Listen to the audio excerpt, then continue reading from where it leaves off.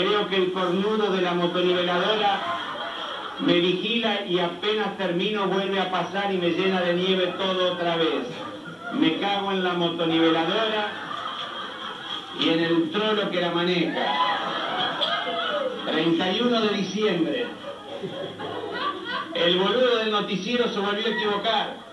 En lugar de 30 centímetros cayeron 98 centímetros. Aquí no hay como festejar el año nuevo. Nadie puede salir de su casa por la puta nieve. Estoy cansado y me siento muy solo. Volví a llamar a mi primo y el maricón no me quiso atender porque estaba en la pileta. Seguramente después va a asar un lechón en el patio y yo acá sin poder asomar la nariz. 20 de febrero. Hoy pude salir para ir al supermercado. Por el camino se me cruzó un ciervo de mierda y tratando de esquivarlo me comí un árbol. Me cago en ese puto animal. El arreglo del auto me va a salir 1,5 lucas. Estoy convencido que Dios hizo a los ciervos para cagarlo a uno. Los cazadores tendrían que haberlos matados a todos. 2 de marzo. Ayer me resbalé en el hielo y me quebré una gamba. Después el hijo de puta de la motoniveladora volvió a pasar y tengo nieve hasta en el culo. Quiero vender la casa para poder irme a la mierda. 23 de abril. Ya me sacaron el yeso. Llamó el mecánico y dijo que el arreglo del auto va a salir el doble porque tiene el chasis podrido. Culpa de la sal que usan para derretir la nieve de mierda. Me cago en el auto, la nieve, el mecánico y toda la población de Toronto. 15 de mayo. Hoy por fin le vendí la casa a un canadiense cornudo.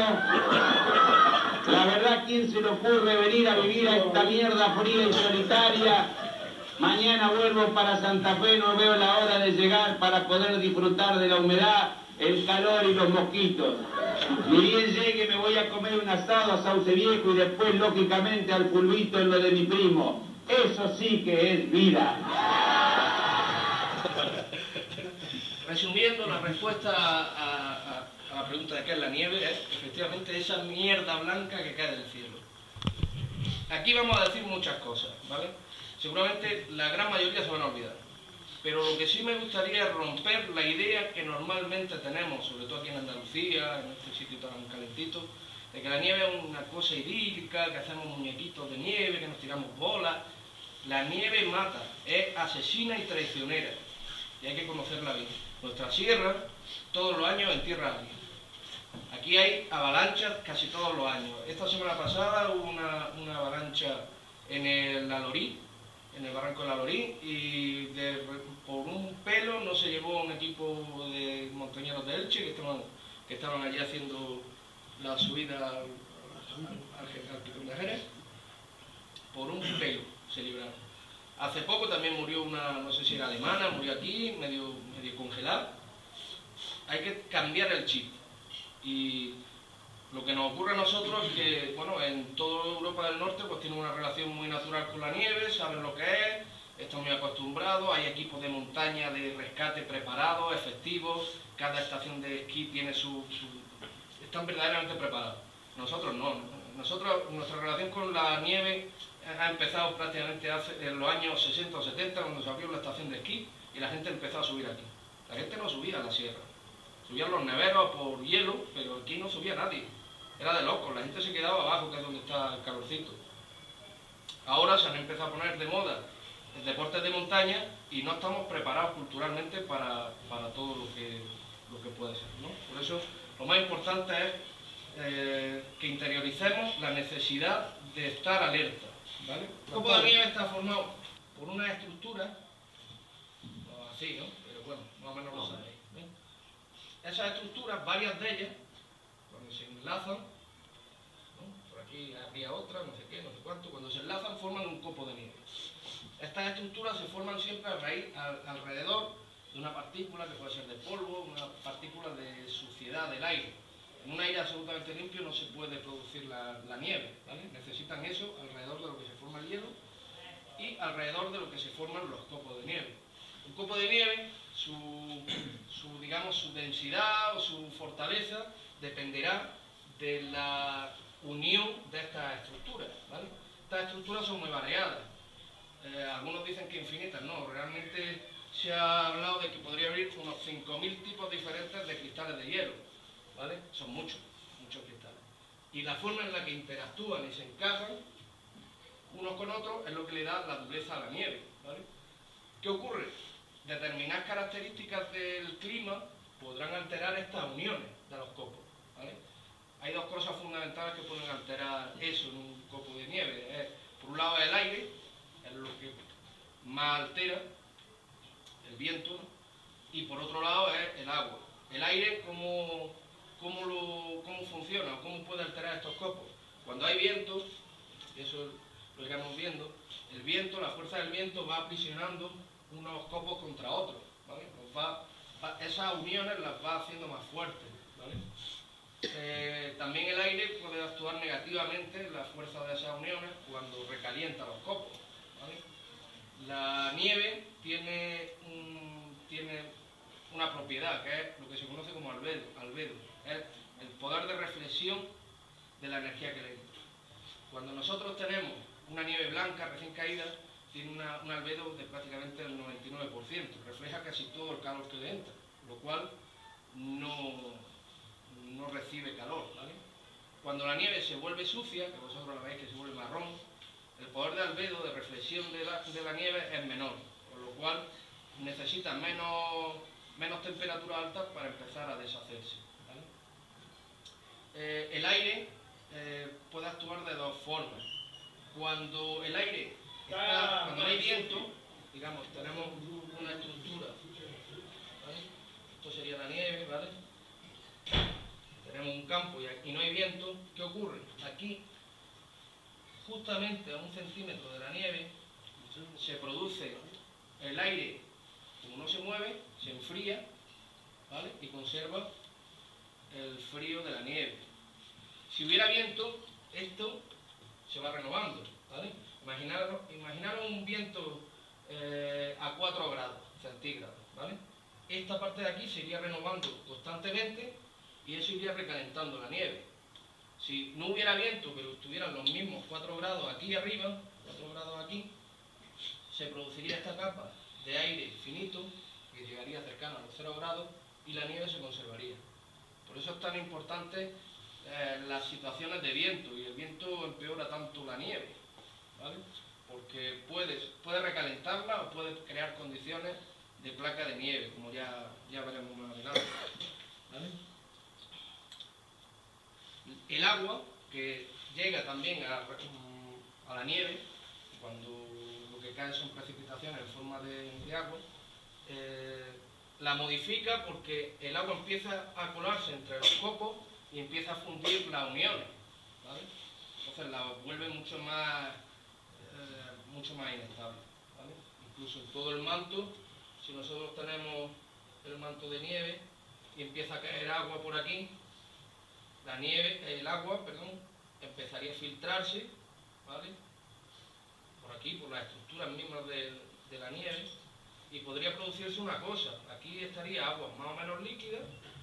Ahora llega la noche, se congela y se formaría una capa de hielo sobre lo que hay una estructura de nieve que ya se ha quedado debilitada por la lluvia que ha caído, por lo cual volvería a ser peligroso. Si a esto le unimos una pendiente, estaríamos hablando de que se están dando condiciones para una avalancha. Ya lo iremos viendo, ¿no? Lo importante es que una vez más interioricéis que la climatología altera la nieve y tenemos que hacer como hacen los marinos en el mar cuando se está viendo las condiciones del mar. No se mira el mar que tienes justo en la barca, se mira el horizonte. Por ahí es donde vendrá lo chungo, lo que tenga que venir viene por allí. Entonces nosotros tenemos que hacer lo mismo, pero no mirando a lo lejos, sino mirando en el tiempo. Nosotros tenemos que ser muy conscientes de las condiciones que ha habido, por ejemplo, en la última semana. ¿Qué es lo que está pasando en la última semana, antes de que yo me meta en montaña? ¿Qué pasa? ¿Ha llovido? ¿Ha sido noches de mucho frío porque ha congelado, se ha quedado raso? Todas esas cosas es lo que tienen que estar dentro de nosotros para que de forma intuitiva podamos ir entendiendo lo que pasa en la nieve. Porque ya os digo, la nieve es muy traicionera. Tú estás viendo una cosa por arriba, pero por abajo puede haber otra. La única forma de saber cuál es el estado real de la nieve es haciendo catas de nieve, que eso normalmente lo hacen, ya os digo, en el norte, en Europa del norte, en Suiza, todo eso, hay equipos que van haciendo catas de nieve y van balizando y van viendo cuál es el estado de la nieve. Aquí es mucho más light. Aquí se hará algo alrededor de las pistas de esquí, pero en toda la sierra no se hace, ni mucho menos, ¿vale? La nieve. Pues lógicamente, si no tenemos a nadie que está en la zona que nos va a ir reportando todo lo que pasa, lo único que podemos mirar son los partes meteorológicos. ¿Qué problema tenemos? El problema es la escala que normalmente usan los partes meteorológicos. Nosotros cuando el parte normalmente sale en televisión española o en Antena 3, usan una escala que se llama, lo voy a decir, se llama escala sinóptica, ¿vale? Sinóptica. Esta escala es muy eficaz para describir los grandes ciclones o las grandes borrascas, porque llega a partir de 1000 metros, de 1000 kilómetros. Es para grandes distancias. Claro, las borrascas ocupan provincias, ¿vale? Entonces es buena para describir eso. Pero ¿qué ocurre? Nosotros nos movemos en montañas. Las montañas son un sistema tan masivo, que modifican el clima. Es decir, lo que en Granada puede haber unas condiciones, tú subes aquí, son otras completamente diferentes. Eso es porque la orografía, ya lo veremos un poco más adelante, es capaz de modificar el rumbo, dirección, altitud de los vientos, y eso lo modifica todo. Son necesarios otro tipo de partes que usan otra escala diferente, que se llama mesoescala, ¿vale? Esta escala, que es para unos 100 kilómetros o menos, la usan sobre todo los partes de montaña, ¿vale?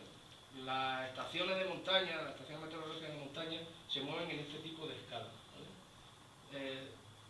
Pueden dar la previsión para un valle concreto, para un risco concreto. ¿Qué ocurre? Que normalmente eso no está accesible. Muy buena. Muy buena. Hay un sitio donde se puede encontrar esa información, que es la página de meteorología de AEMET. Tiene una sección de montaña y ahí se puede buscar la previsión de montaña, por ejemplo, para esta montaña, para este conjunto. Hay otra ventaja. Normalmente las previsiones que nosotros encontramos en internet y tal, se hacen a través de sistemas de computación. Claro, cuando tú estás usando una escala muy grande, más o menos las reglas normales funcionan. Pero cuando te vas a una escala pequeña, esas reglas normales no funcionan.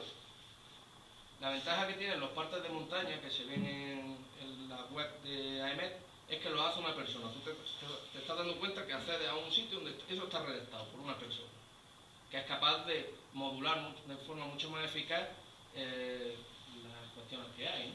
Te dicen dónde va a estar la temperatura, lo que se llama la isoterma de 0 grados, te dice a qué altitud, en fin, te da una serie de valores muy interesantes, ¿vale?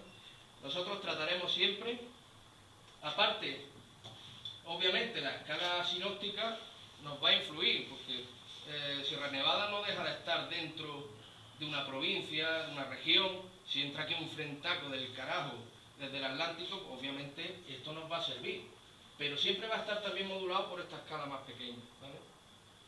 Eso no lo tenemos que olvidar. Las principales cosas que modifica el clima, ¿vale? Hay dos factores o dos vectores importantes del tiempo. Uno es el factor horizontal, que vendría dado por horizontal, viene dado por rumbo y velocidad, ¿vale? El rumbo y la velocidad dependen, el rumbo depende básicamente de la orografía de las zonas que van a obligar o van a encañonar un poco la dirección del viento, y la velocidad va a depender de los cambios de presión. El viento siempre se genera porque nos encontramos una zona de presión, imaginemos, a 1010 milibares, y aquí hay una zona de presión de, pongamos, no vamos a emular, 1000 milibares, ¿vale? El viento siempre se va a mover de aquí a aquí, ¿vale? Siempre va a buscar la zona de baja presión, ¿vale? La velocidad va a venir dada por el aumento en esa diferencia de presión. Eso en los mapas normalmente no lo encontramos porque la isobara está muy juntita. Eso significa que hay un cambio de presión muy brusco, desde los 1000 baja muy bruscamente, y eso indica velocidad en el viento, ¿vale? Eso lo podemos observar cuando veamos un parte meteorológico. El parte nos indica también muchas veces el rumbo del viento que va a tener, ¿vale? El otro factor es el factor vertical, ¿vale? El factor vertical es, pues como el nombre dice, la velocidad de ascenso de ese viento, ¿vale? ¿Qué ocurre cuando el viento sube?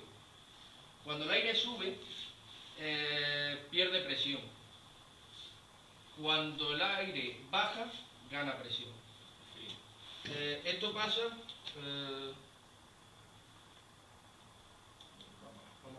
vamos a imaginar así una montañita, ¿vale? Para tener conciencia de altura, ¿vale? Un aire que esté subiendo por aquí, ¿qué ocurre? Al encontrarse con menor presión, porque en altitudes cada vez más altas, el aire es más ligero, las partículas que forman el aire, los átomos, se van separando, ¿vale? Cada vez se van disgregando más. Las partículas, cuando se separan, disminuyen su temperatura, ¿vale? Esto cuando bajan, ocurre al contrario. La presión hace que se vayan reuniendo las partículas. Cuando las partículas se unen, se van... Es como, para que lo entendáis de forma intuitiva, es como si se frotaran las partículas atómicas. Ese frote hace que la temperatura aumente, ¿vale? Esto, los que sean buzos aquí, que hay algunos, habrá observado que cuando nosotros abrimos una botella de aire comprimido, la botella está a unas 200 atmósferas, ¿vale? Sale a una atmósfera de presión, y cuando está saliendo el aire sale súper frío, y cuando las botellas se cargan, las botellas se ponen berreando de caliente.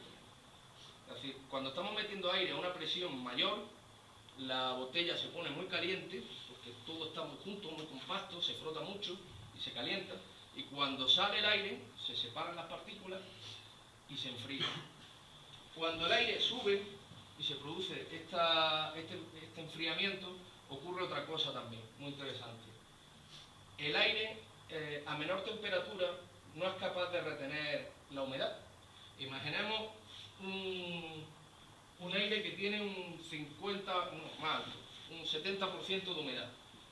Cuando está a la altura de Granada, a lo mejor con ese porcentaje de humedad, no es capaz de precipitar.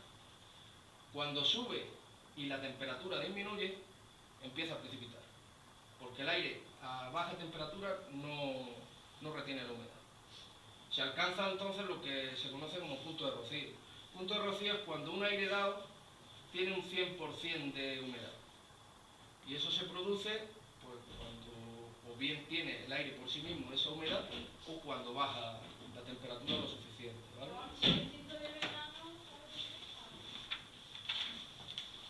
Yo siempre recomiendo que la gente siga formándose. Hay libros un montón de buenísimos, de meteorología, de muchas cosas, de técnicas alpinas.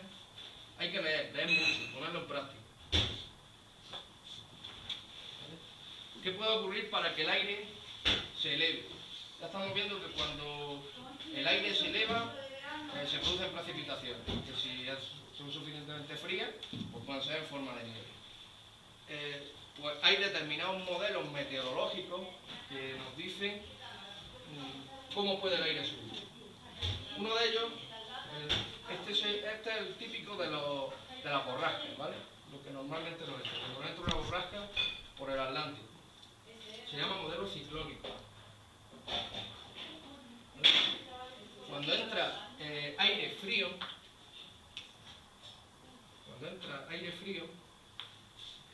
empieza a ser lo siguiente. Por gracia de las fuerzas Coriolis, que son debido al giro planetario, digamos que se producen una serie de giros. Eso vosotros lo observaréis cuando liberáis el taponcito del fregadero, veis que el agua siempre gira en la misma dirección, ¿vale? Eso se debe al giro planetario en nuestro hemisferio. En el hemisferio sur es justamente al contrario. Pero aquí, a nuestro efecto, digamos que las grandes corrientes marinas, las grandes corrientes de aire suelen hacer esto, ¿vale?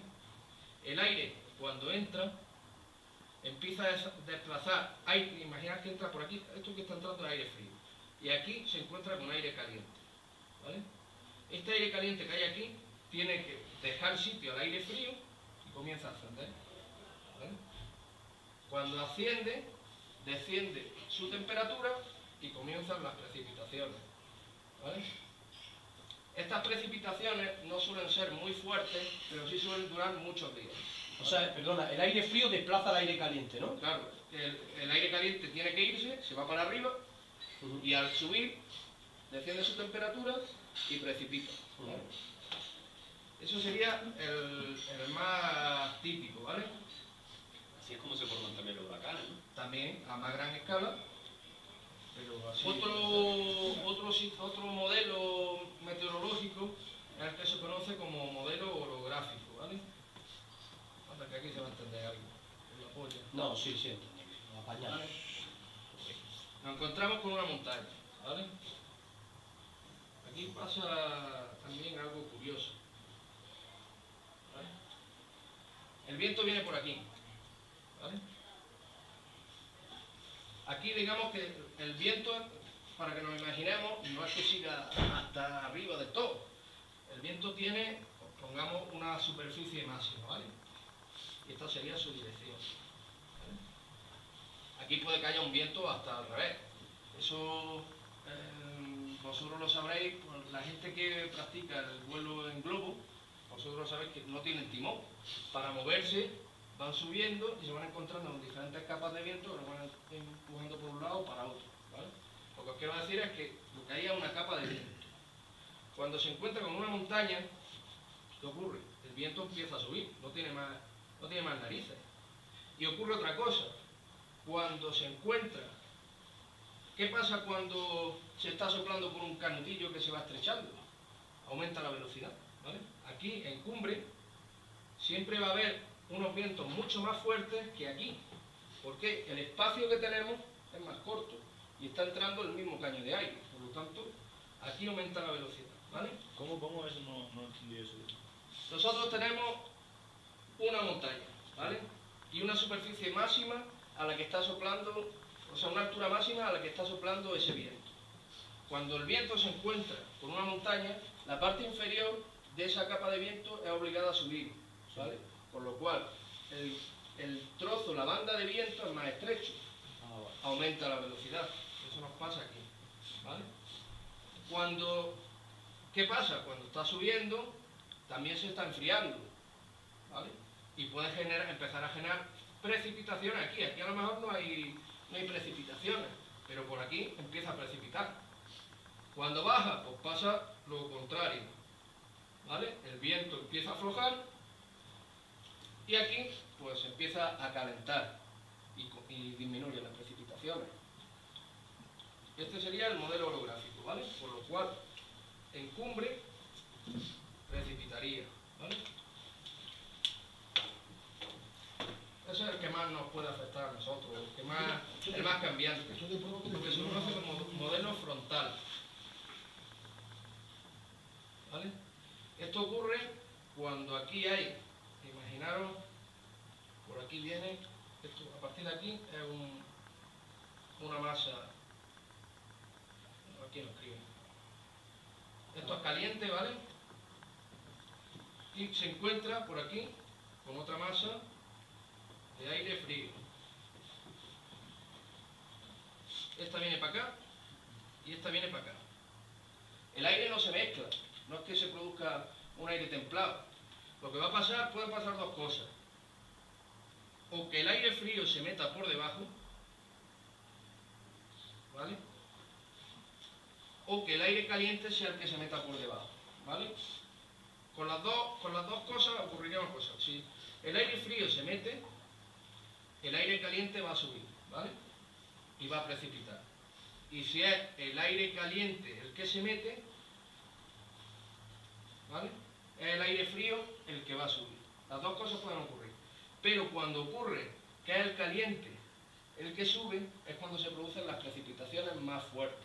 Con este también precipita, cuando es el frío el que sube, precipita, pero no es tan fuerte, ¿vale? Pero que de todo esto, yo tengo un blog de montaña y de buceo. Y he ido colgando artículos sobre esto que estamos hablando. Se puede consultar y ahí está todo mucho más explicado y se ve todo más al detalle, ¿vale? Otro modelo de ascensión del viento, del aire, es lo que se conoce como modelo convectivo, ¿vale? Este afecta poco al tema de las avalanchas, porque se produce sobre todo en verano, ¿vale? Esto es cuando en una planicie empieza a calentarse, a recalentarse, a recalentarse, a recalentarse, y ese aire comienza a subir.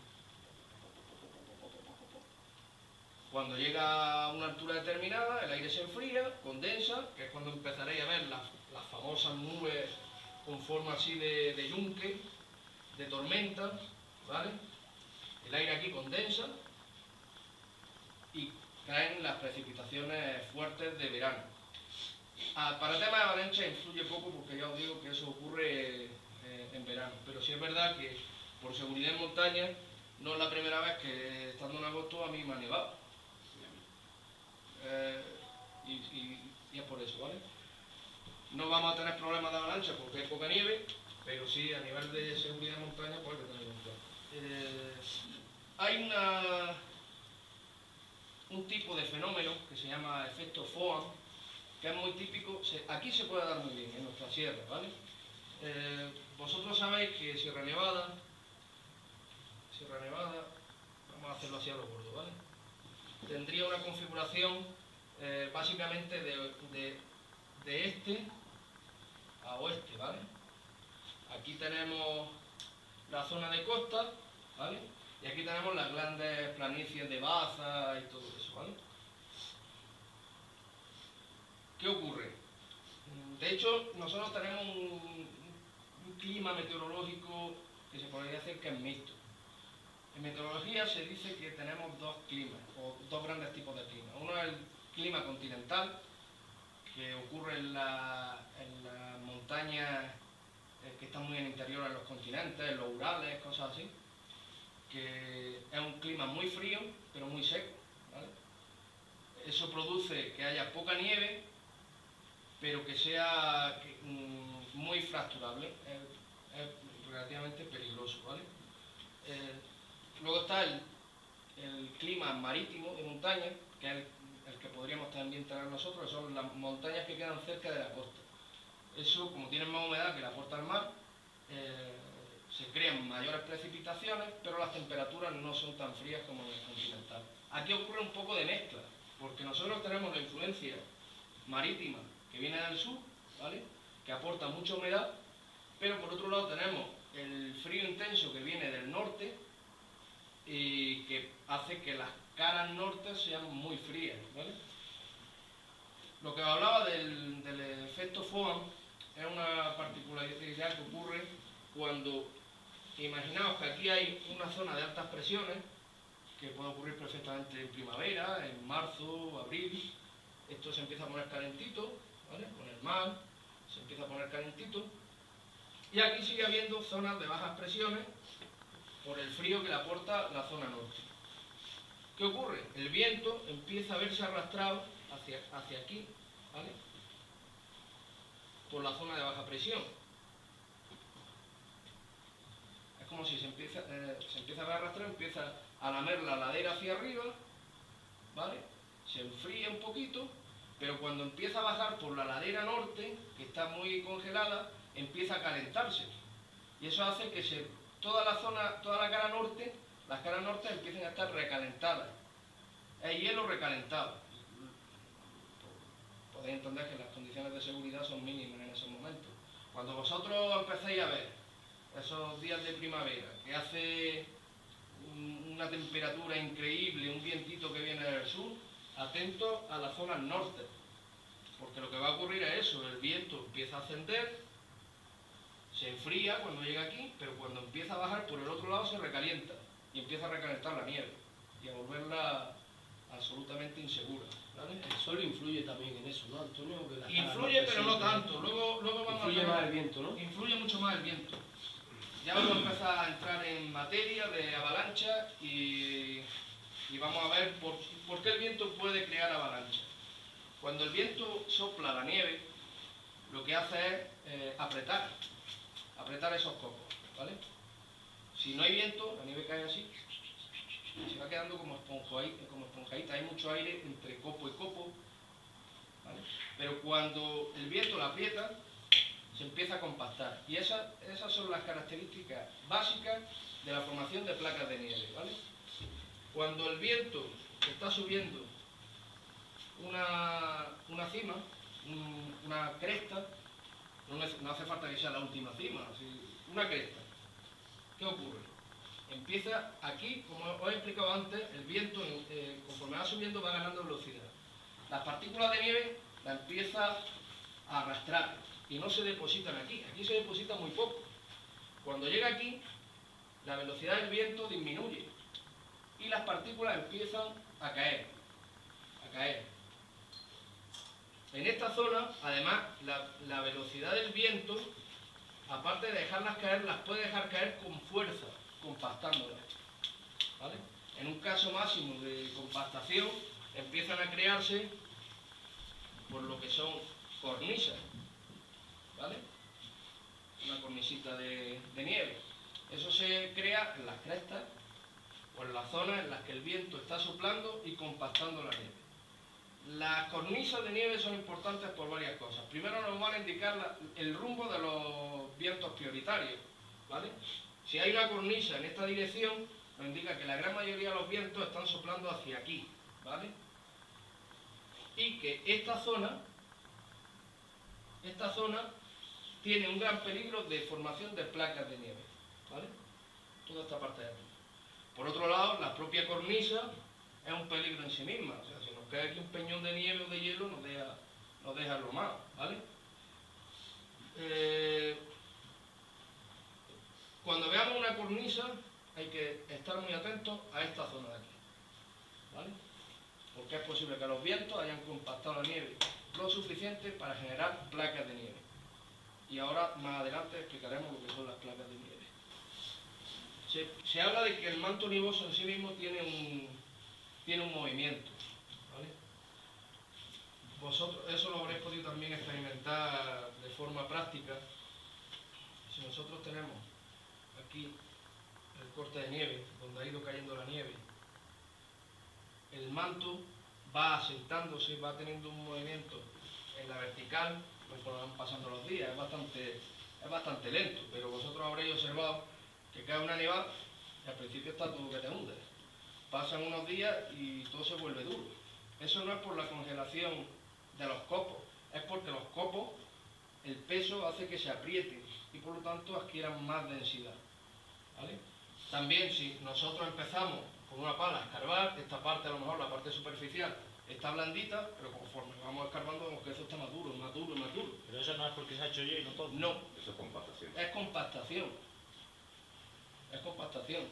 Otras circunstancias de aporte de agua o de otras historias pueden crear hielo, pero en principio la compactación se produce de forma natural sin que intervengan otras historias cuando pasan, no sé, 2 o 3 días. Por el propio peso. Por el peso hace que se apriete. Otro movimiento es lo que se conoce como movimiento de tensión, ¿vale? El movimiento de tensión es cuando los copos no se desplazan en este sentido, sino se desplazan lateralmente. Eso ocurre cuando estamos en una colina, ¿vale? En una subidilla. Aquí, este movimiento aporta estabilidad, el movimiento de compactación aporta estabilidad al manto, pero el movimiento de tensión no. El movimiento de tensión lo que hace es que tiendan a separarse los copos, ¿vale? Hay otro movimiento, que es el que se conoce como cizalladura, que es cuando se dan varias combinaciones de movimientos. Y ocurre cuando la inclinación es lo suficientemente grande. Digamos que si tenemos nosotros así una inclinación suavita, ¿vale? Tenemos la fuerza principal cohesiva que va hacia abajo y una fuerza débil que va hacia el lateral. Digamos que la fuerza predominante es esta, ¿vale? El manto es estable. Si nosotros aumentamos la inclinación, ahí ya nos encontramos con unas fuerzas que van hacia aquí, otras fuerzas que van hacia aquí, incluso nos podemos encontrar con terceras fuerzas, que es cuando ya llega un esquiador, un montañero por aquí, y le mete un tirón por allí. Eso hace que se disgregue y el manto pete, salta, ¿vale? Estos son los movimientos de cizalladura, que es cuando se tensiona máximamente el manto nevoso, es lo que provocan la avalancha. Cortar la nieve, ¿no? Cortan la nieve. Depende de la situación del manto, pues tendremos un tipo de avalancha o otro. Eso lo vamos a ver ahora después, ¿vale? Claro, porque el vertical a la vez que va empujando hacia abajo, ¿no? Porque dice que se disgrega, se va acumulando la nieve abajo más dura, hasta que llega un momento que cuando se corta es cuando la que está floja arriba baja y es la avalancha, ¿no? Ya la de abajo ya no cede más, la de abajo ya no cede más y que no te pique. La avalancha de placa se producen porque hay una zona muy compactada, abajo, ¿no? No, es un bloque. Imagínate una parte del manto. Está muy compactada por las razones que he hablado yo antes del viento. El viento ha ido cohesionando la nieve, o diferentes factores ha ido cohesionándolo, que está junto a una nieve que está poco cohesionada. ¿Vale? Eso está estable, está mantente mientras cobro, como decimos, está estable mientras no lo toca nadie. Al poquillo que haya el paso de un esquiador, una piedra que se cae, un sonido fuerte que le mete vibración, hace que se rompa, y como está tan débil la unión, pues se abre todo y se va todo el carajo, ¿vale?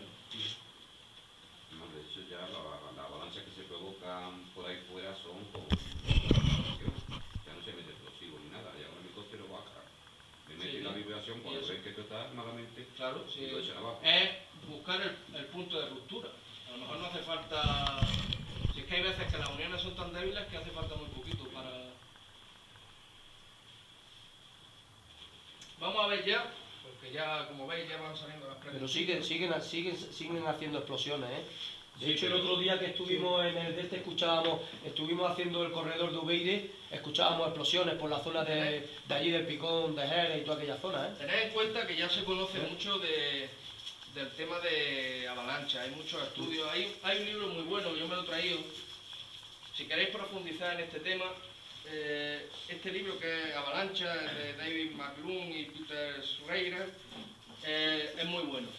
Va desde lo más básico hasta los conocimientos que tiene que tener una persona que esté en una unidad de montaña de rescate o de seguridad, ¿vale? Ahí pues, te habla de la estructura cristalina de los cristales de hielo, de la catalogación. Es una pasada. Yo lo recomiendo porque merece muchísimo la pena. Hay más clasificaciones, pero básicamente podemos entender, para entendernos de forma clara, hay dos grandes tipos de avalanchas. Por un lado están las avalanchas de nieve-polvo y por otro las avalanchas de placa. Las avalanchas de nieve-polvo se producen cuando la nieve está poco cohesionada, ¿vale? En principio son menos peligrosas que las avalanchas de placa. Os digo en principio porque eso empieza desde una avalancha de polvo, empieza desde un punto inicial, ¿no? Que puede ser el paso de un esquiador, un zapatazo, una piedra que cae, y el polvillo de la nieve empieza a caer de forma superficial, ¿vale? En forma de triángulo, ¿vale? Empieza a arrastrar nieve en forma de triángulo. Cada vez que va avanzando, si tiene mucho recorrido, el volumen de nieve será más grande y aunque al principio no es peligroso, un volumen exagerado de nieve polvo puede destruir pueblos enteros, depende del recorrido que tenga, ¿vale? Pero siempre es una nieve superficial, por eso decimos que si no va a mayores es menos peligroso. De hecho, muchas veces pequeñas avalanchas de nieve en polvo pueden disminuir el riesgo de avalanchas de placas, porque van descargando las zonas de avalancha, ¿vale? Si tenemos tiempo, ahí me trae unos vídeos y podremos ver algunas avalanchas de polvo que ya veréis.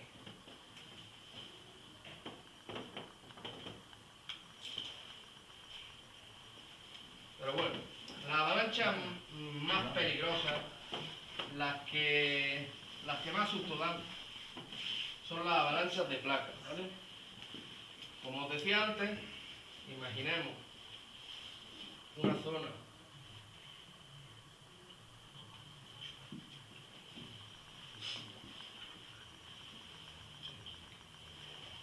esto es el manto, ¿vale? O quiere ser el manto. Imaginaros una zona que se ha cohesionado mucho por el viento, se ha apretado todo esto, se ha apretado mucho, con una densidad muy importante, que está en unión, por aquí, con nieve poco cohesionada. Toda esta nieve de aquí es nieve ligera, no está unida a este bloque, ¿vale? ¿Qué ocurre? Cuando nosotros tensionamos esto lo suficiente, esta parte de aquí se conoce como corona, estos son los flancos de la placa,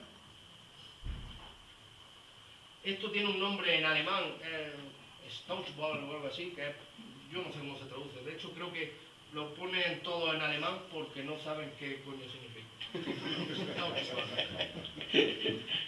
Yo estoy mirando y es como un muro de... muro del susto, un muro tenebroso, un muro... no sé. Stauchball, ¿vale? La parte de abajo, justamente donde está el suelo, es lo que se conoce como superficie de deslizamiento. Aparte de las zonas de unión, también influye cómo se conecta la placa con el suelo. Puede que nevadas anteriores, de nieve ligera o de nieve que se ha congelado, ofrezcan una superficie de deslizamiento que aumenta el peligro de la propia placa. No es lo mismo una zona, ya lo veremos más adelante, imaginaros una zona en la que hay, por diferentes razones, unas rocas así puestas, ¿vale? Unas rocas que están ahí, sobre aquí ha caído la nieve y se ha formado una placa. Evidentemente eso va a tener cierto agarre por abajo. Todo lo que empieza a nevar por aquí, en esta parte, y a crearse una nueva placa, pues ya estamos hablando de otra historia. Pero todo lo que tiene un contacto directo con algo que le da rugosidad, le va a aportar seguridad a esa placa. Es diferente a si esta placa, en vez de esos piedrolos, pues tiene, imaginaros, que ha caído una nevadilla primera, han venido unos días rasos del carajo, eso se ha helado totalmente, una superficie helada, y sobre esto empieza a nevar otra vez. Y esto es hielo, imaginaros que esto es una superficie de hielo. Y sobre aquí empieza a nevar, empieza a precipitar, empieza a nevar, el viento la está acumulando y genera una placa aquí encima de esto. Imaginaros el peligro que tiene eso. Eso en cuanto se toque por cualquier lado, se desmonta entera. Se desmonta entera. La placa, si nosotros tenemos, imaginaros que esto lo estamos viendo de forma cenital,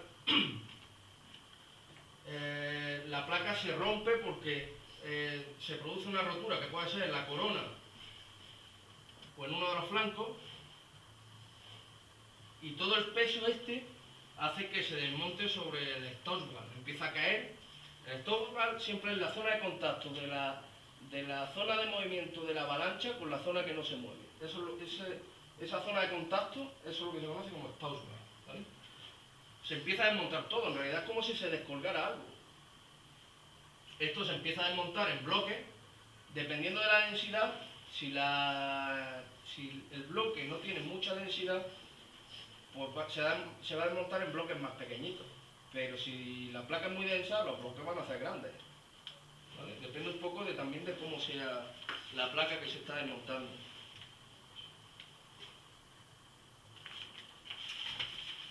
Hay una forma macarrónica, ya os digo, normalmente en las grandes zonas de montaña de Europa, aquí me imagino que en la estación de esquí, hacen test de cuál es el estado de la nieve.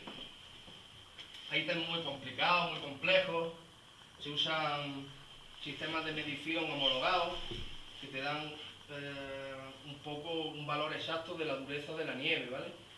Nosotros los montañeros tenemos que buscarnos sistemas más macarrónicos, pero que nos den un poco de orientación. Y hay una cosa que se conoce como test de la pala. El test de la pala, y no sé si luego podemos intentar hacer uno, el test de la pala es hacer una columna de nieve,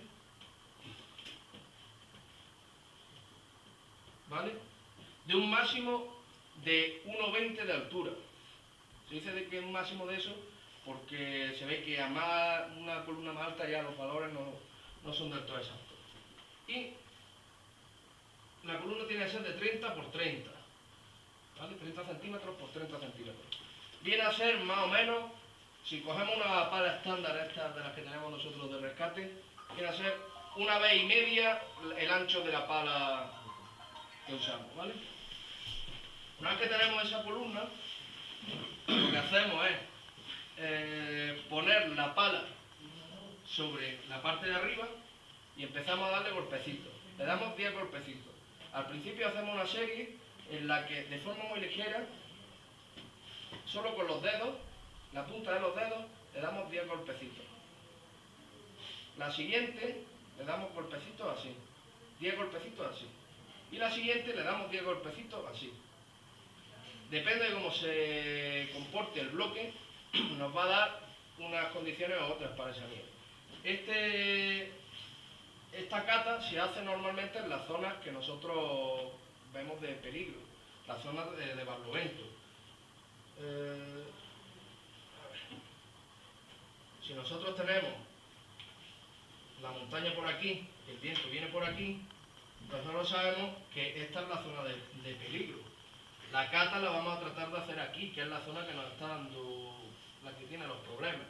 Obviamente la vamos a hacer con cuidado, estamos en una zona de posible riesgo. Haremos con cuidado, en fin.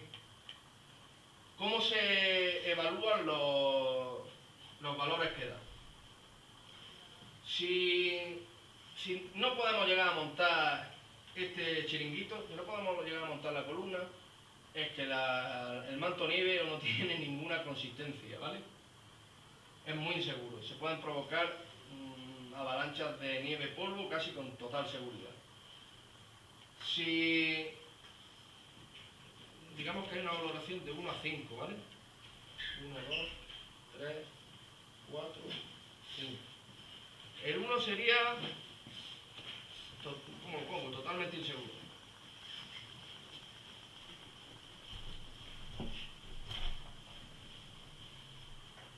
¿Vale? Eso es cuando no podemos llegar a montar la columna. Cuando la podemos montar pero se rompe con estos 10 golpecitos que le damos así, eso es inseguro.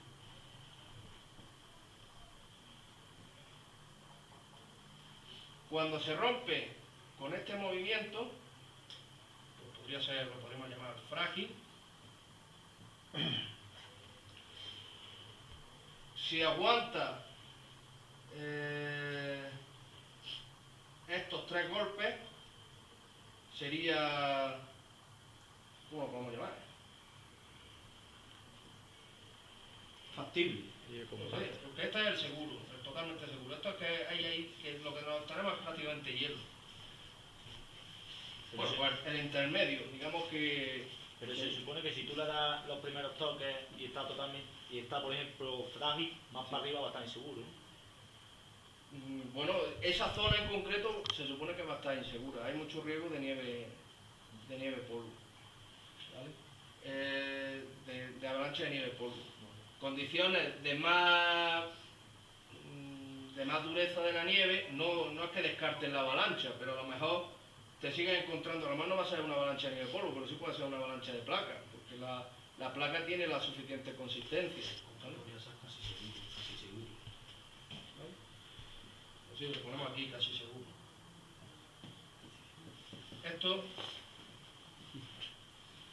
es cuando no lo puedes montar, cuando aguanta los golpecitos así muy suaves, cuando aguanta así, cuando aguanta manotazo, y el quinto que yo Cuando creo te que pone- última prueba, ¿no? Con la pala, Bueno, para montar el monolito ese se supone que es aparcando la nieve de Tienes que hacer alrededor. dos zanjas. Exactamente. Tienes que ir haciendo Que no es sacar el monolito y ponerlo encima de lo que ya hay. Tienes que ir haciendo una zanja alrededor para poder crear De 1,20 m has dicho más máximo o menos, ¿no? 1,20 m. Y tienes que, con la sonda, catas Ujú. un sitio que no llegue a esa profundidad. Si es Ya. más profundo no te sirve. Ajá. Que como mucho haya 1,20 m de profundidad. Sí. Sí, claro, Lo la principal caja se es el ángulo de la pendiente. De forma intuitiva podemos pensar que a más pendiente, más facilidad. más facilidad. No es del todo así. Es cierto, por ejemplo, que a partir de los 25 grados de inclinación ya empieza a haber peligro de avalancha de placa. Pero, por ejemplo, ese peligro se corta a los 55, empieza a disminuir. Nosotros, bueno, a partir de los 25 empieza un incremento del peligro y a partir de los 55 grados de inclinación el peligro empieza a disminuir. Tiene un máximo de peligro que sería para la inclinación de aproximadamente 40-45 grados. Ahí es donde más avalanchas se producen. ¿Por qué? Diréis, ¿por qué en las que tienen más inclinación no hay avalanchas? Pues porque de forma natural, al tener tanta elevación, la nieve se va liberando. Va haciendo pequeñas descargas de nieve, bien con avalancha de nieve polvo o de otra forma, se va liberando y no permite que se forme una placa cohesionada, ¿vale? Se va descargando.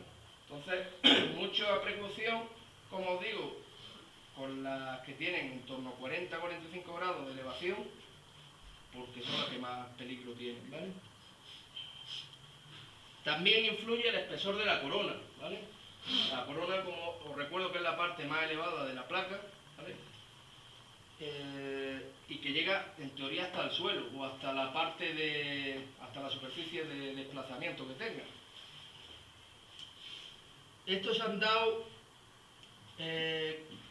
por lo visto las placas empiezan a ser peligrosas a partir de los 70 centímetros y hasta el 1,5 m. En esas medidas de corona es donde se producen las avalanchas de placas.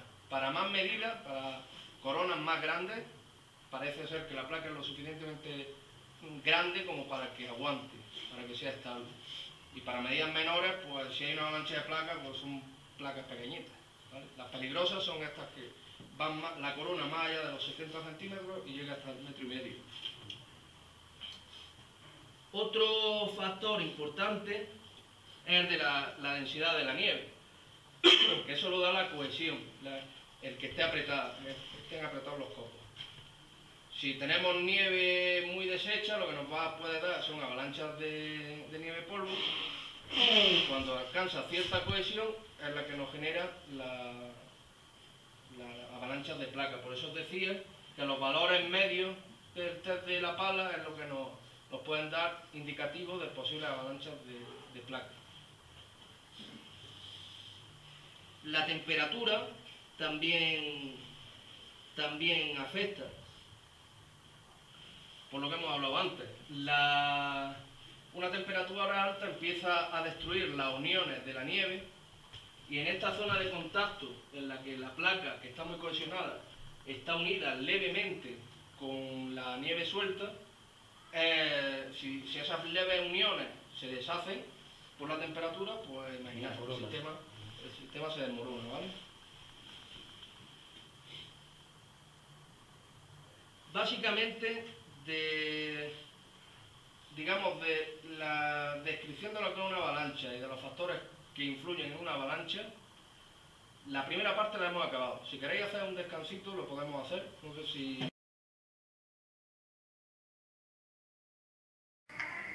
Lo que vamos a procurar de ver ahora, ya nos vamos a empezar a meter de una forma más práctica en aquellos elementos que vamos a poder ir viendo cuando avanzamos por montañas y que nos van a permitir deducir si la zona es proclive a avalanchas o no, o a una zona relativamente segura.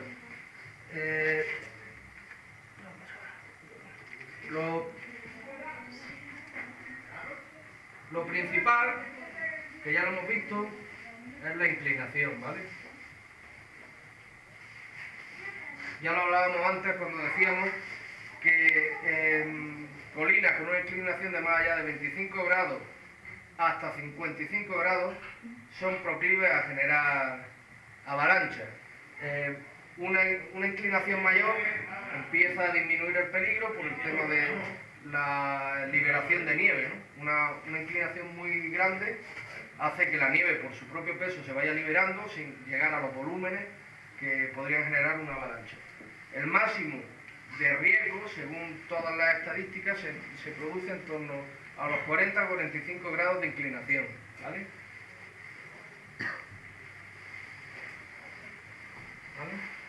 Este sería, digamos, el punto de máximo peligro, pero siempre tenemos que tener cuidado entre 25 a 55 grados, ¿vale? Entonces, lógicamente, cuando veamos esas colinas, pues trataremos de evitarlas.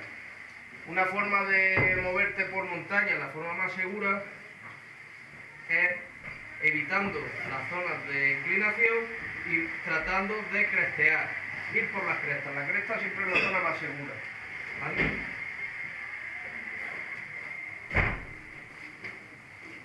El otro elemento que tenemos que tener en cuenta es la orientación al viento.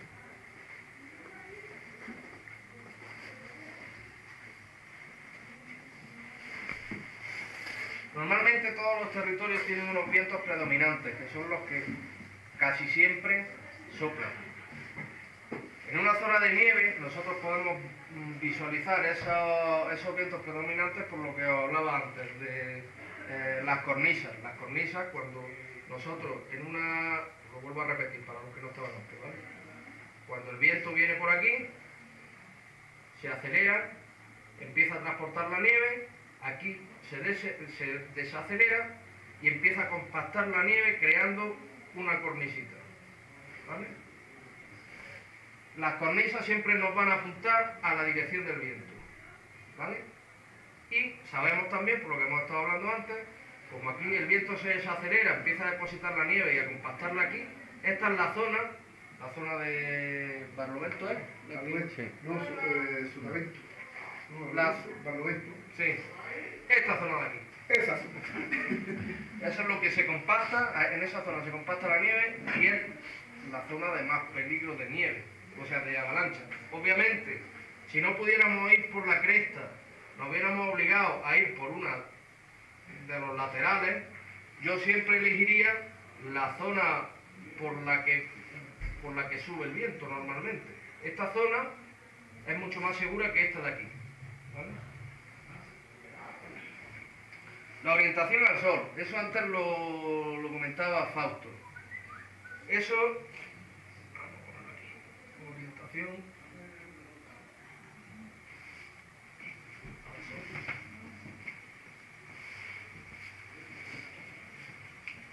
De una forma intuitiva, podemos pensar que las caras norte están más compactadas, tienen más hielo y por lo tanto son más estables, y que las caras sur, que tienen más radiación, son más inestables.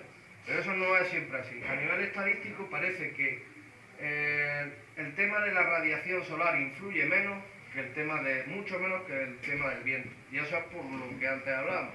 El albedo de la nieve lo que provoca es la reflexión de casi toda la radiación. Lo más normal es que, aunque le esté dando el sol, la nieve no sufra por el sol que está recibiendo. Sí es verdad también que si no es, no tanto por el tema del sol, sino por la dirección de los vientos, hay determinadas caras, en nuestro caso las caras norte, pueden sufrir lo que antes hablábamos del efecto Fohn, por los vientos cálidos que llegan de toda la parte sur, la parte costera, que recalienten las caras norte y puedan provocar zonas de peligro. Pero no es por el sol, lo que más influye es el viento y cómo interactúa con la nieve. Otro elemento que debemos observar cuando realizamos una travesía es la cobertura boscosa. En el vídeo lo decían también que las zonas con árboles suelen ser más seguras. Eso es por varias cosas. Primero, evidentemente, como decían ahí, una zona lo suficientemente cubierta de árboles fuertes, recios, si la avalancha no es demasiado fuerte, pueden aguantar, pueden retener la nieve, ¿vale? Otra es porque cuando cae la nieve, imaginaros nieve que viene arrastrada por el viento, ¿vale? Que es la que genera la placa en condiciones normales. Cuando se topa con un árbol, se quedan las copas de los árboles y luego desciende, se va cayendo a pegotillos, y eso que cae ya no es capaz de generar la placa. Por lo tanto, las zonas que están bajo una cobertura boscosa tienen más dificultades para generar una placa de nieve. La otra cuestión es la superficie del suelo.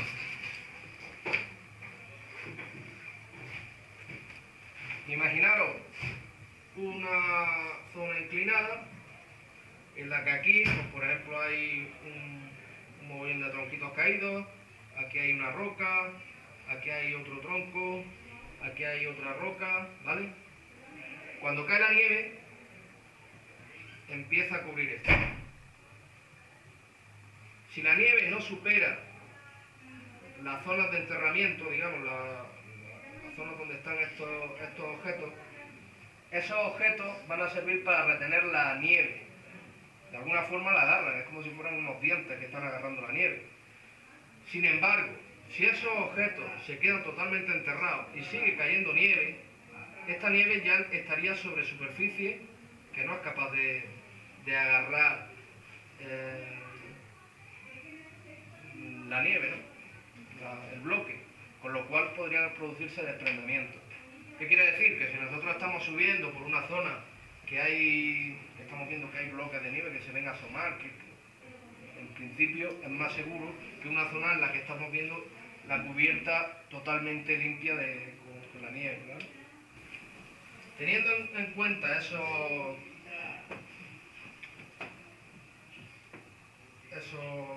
valoraciones, cuando digamos de hacer una travesía, primero tenemos que tener en cuenta si las condiciones generales meteorológicas nos lo van a permitir, por lo que hablábamos antes. Si en principio y a rasgos generales no hay condiciones para una avalancha.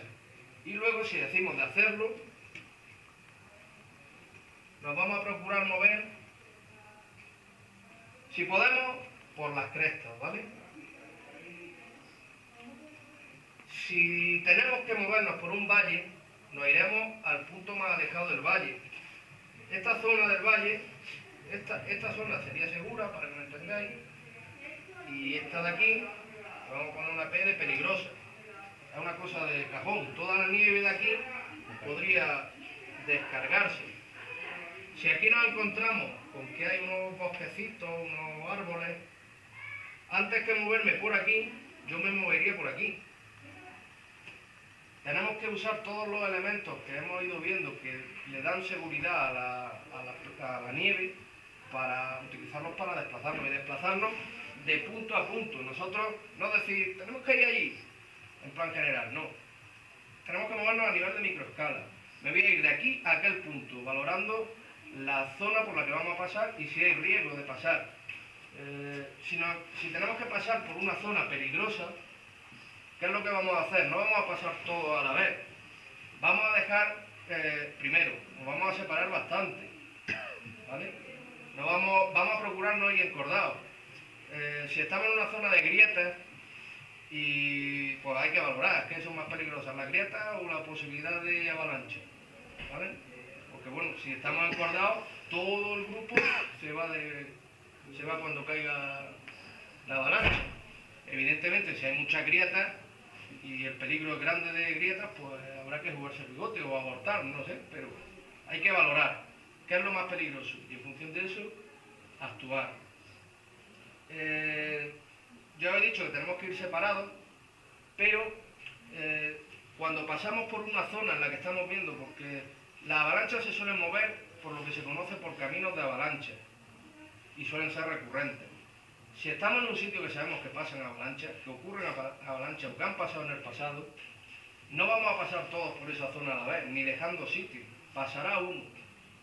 Se irá hasta un punto seguro. Cuando ese esté asegurado, pasa el siguiente. Y así se va reuniendo todo el grupo. En la medida de lo posible, alguien desde un punto seguro se va a quedar vigilando la zona de avalancha y va a advertir si viene avalancha para que el compañero que la ha pillado por medio pueda hacer los movimientos que luego hablaremos, que le dé tiempo a organizarse para recibir el impacto. ¿Vale? Eso es lo más importante. Procurar separarse. ¿Eso por qué? Lo peor que nos puede pasar si nos pilla una avalancha es que nos pilla a todos. Es una cuestión de lotería. Es como si fuera una ruleta rusa. No sabemos a quién le va a tocar. No depende ni de que sepa más ni de que sepa menos. Lo único que puede aumentar las posibilidades de salvación es que alguien del mismo grupo quede fuera. Por lo que hemos hablado en el vídeo también os lo han dicho. Disponemos de 15 o 20 minutos para encontrar a esa persona en unas condiciones más o menos razonables, en un porcentaje de éxito razonable. Los únicos que están en un radio de 15 minutos son tus compañeros. Por lo tanto, hay que procurar que sean ellos, que alguien sobreviva, para que inicie la búsqueda de forma inmediata. ¿Vale? Cuando vas por el camino, pues ir discutiendo, yo qué sé, salidas de emergencia o qué hacer en tal cosa, ir poniendo ejemplos y irlo resolviendo mentalmente. ¿Por qué? Porque eso te hace estar preparado, estar alerta, tener un plan ya activo si ocurre una emergencia, y segundo, porque la gente nueva que se va acercando a los grupos de montaña empieza a recibir la información y empieza a irla permeabilizando, ¿vale?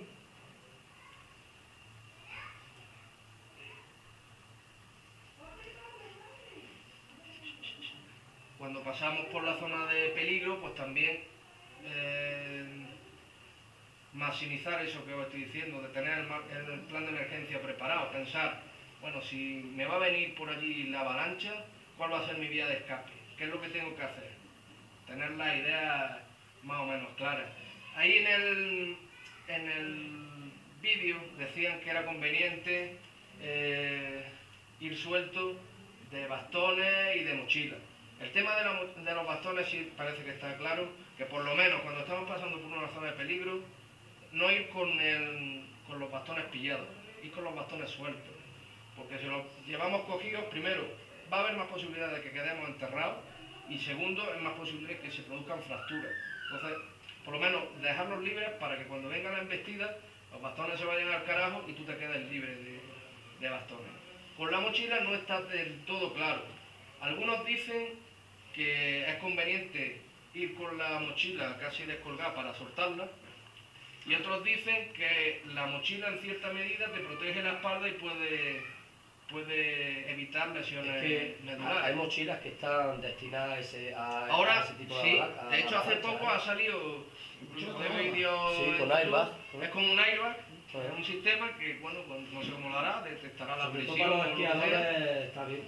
pero que lo que hace es aumentar el volumen. No es que Suele quedar en la superficie, ¿eh? te aumenta el volumen. ¿Por qué? Eso se llama, me pasa que se llama la teoría de los conflex. Si vosotros cogéis un tarro con conflex o con granos finos, granos mezclados de diferentes tamaños, y lo agitáis, veréis que los granos finos se van abajito y los granos más gordos se quedan arriba. Eso por una cuestión de densidad. Entonces, ¿qué ocurre? Que si tú, como montañero, aumentas tu densidad, tienes más probabilidad de quedarte más en superficie que si tienes menos densidad. El principio de este airbag para montañeros es ese: aumenta tu volumen y eso pues, te hace, en teoría, quedarte más arriba en la superficie. El porcentaje de supervivencia en una avalancha es que es muy sintomático. Si nosotros nos vamos a los 15, 20 minutos, prácticamente estamos hablando de que hay un 90% de posibilidades de encontrar con vida a la víctima. Si nos vamos a más tiempo, por ejemplo 30, 40 minutos, esto desciende, no es que sea la mitad, es que se va a un 30% de posibilidades de encontrar a alguien con vida. Desciende tremendamente. Hay que mentalizarse de que el tiempo que tenemos es muy poco. El rescate en avalancha se parece mucho al rescate de los ahogados. Los ahogados dependen de que haya alguien cerca que pueda rescatarlos. No tienen mucho tiempo. Pues en las avalanchas pasa lo mismo. Depende de que alguien en el tiempo menor posible te pueda rescatar. ¿Vale? Vamos a hablar ahora de las estrategias de supervivencia que debemos de hacer para tratar de salvarnos de estas cosas. Lo primero, obviamente, es evitar ser atrapado por la avalancha. Todo eso son las cosas que hemos ido explicando para que nos pongan en alerta y si vemos que hay condiciones de que se venga una avalancha, evitarlo. Ante todo, evitarlo.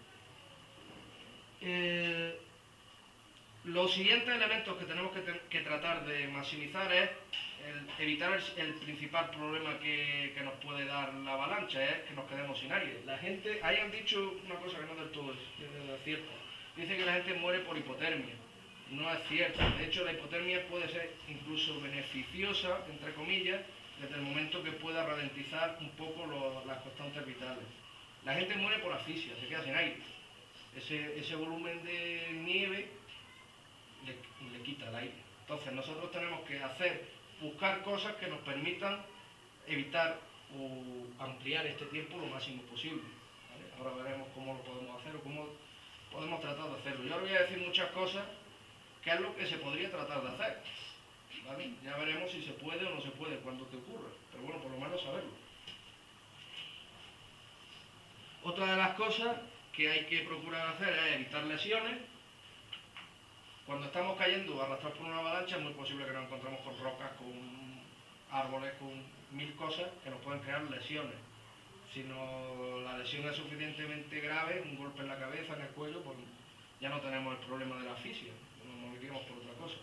Hay que evitar esas lesiones. También vamos a ver qué podemos hacer para evitar eso. Y lo último es garantizarnos que vamos a tener un rescate. Para eso lo vamos a hacer de dos formas: formando a nuestros compañeros, que es lo que estamos haciendo precisamente hoy, y segundo, garantizando que cuando se inicia el plan de rescate, cuando se inicia el rescate de la víctima, inmediatamente ya se están activando otros servicios añadidos que puedan venir pues ya de profesionales, no de tus compañeros, sino de, yo qué sé, el SEREN, bomberos, yo qué sé, el que haga falta. Y será el que venga de refuerzo, ya más tarde, estos 15 o 20 minutos seguramente, pero bueno, que hará todas las labores posteriores.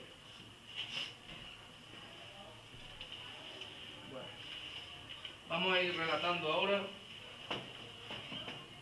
qué hacemos si se desencadena la avalancha y nosotros miramos para arriba y ¿qué hacemos nosotros? Lo primero, si los esquiadores tienen un poquito más de posibilidades que nosotros, los montañeros, porque se mueven más rápido. Nosotros casi que si nos cae encima, nos cae encima. No tenemos muchas opciones. Se supone que si nosotros estamos pasando por aquí, la avalancha viene para acá. ¿Vale?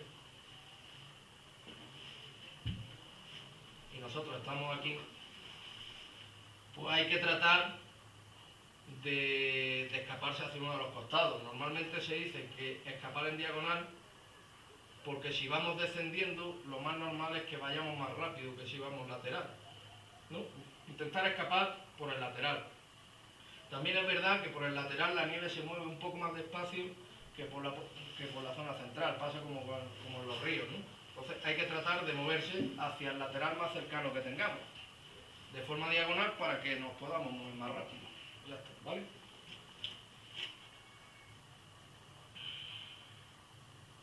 Cuando estamos viendo que viene la avalancha, obviamente advertir a la gente que podamos tener alrededor, hacernos ver, no quedarnos como un somormujo que nos lleve y que llamar la atención, puede ser gritando, moviendo los brazos, lo que sea, pero que nos vea.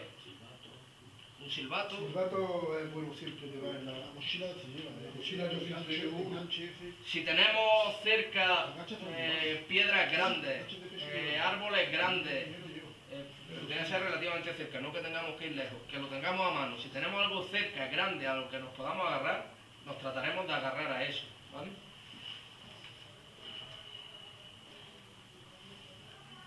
Una vez que recibimos el impacto, hay que tratar de mantenerse primero recibirlo así, porque si nosotros estamos mirando a la avalancha tiene en el frente de impacto, se va moviendo mucho nieve en suspensión, mucho polvo y nos puede asfixiar. Si eso nos da en la cara, imaginaros, nos volvemos, ¿vale? Entonces siempre hay que recibirlo de espalda, ¿no? Hay que procurar recibirlo de espalda. Esperar a que te lleve. Sí. También por otra razón, porque cuando nosotros recibimos el impacto, tenemos que tratar de mantenernos con la cabeza arriba, coger posición como si fuera la de agua brava, es decir, con los pies hacia adelante. Esa posición lo que trata es de evitar que si recibimos el impacto de una roca, no lo recibimos con la cabeza, lo recibimos con los pies. Los pies hacia adelante y tratando de nadar. Hacia atrás. Sí, lo que hacia adelante. Hacia adelante no, si te nadas hacia adelante vas con la cabeza para adelante. Hacia Tú atrás. nadas hacia atrás que ya te llevarán para adelante. Tú trata de moverte así, movimientos natatorios, tratando de irte a lo más a la superficie que puedas. La lucha es permanecer en superficie. Cuanto más enterrados estemos, más problemas vamos a tener, obviamente. Si durante ese movimiento tenemos posibilidades de seguirnos desplazando hacia los laterales, vamos a tratar de movernos hacia los laterales. Lo que se trata es de que tenemos que luchar, no quedarnos parados, luchar. Lo que se está jugando es nuestra vida y hay que ponerse las pilas, moverte, luchar y lo que haga falta, ¿vale?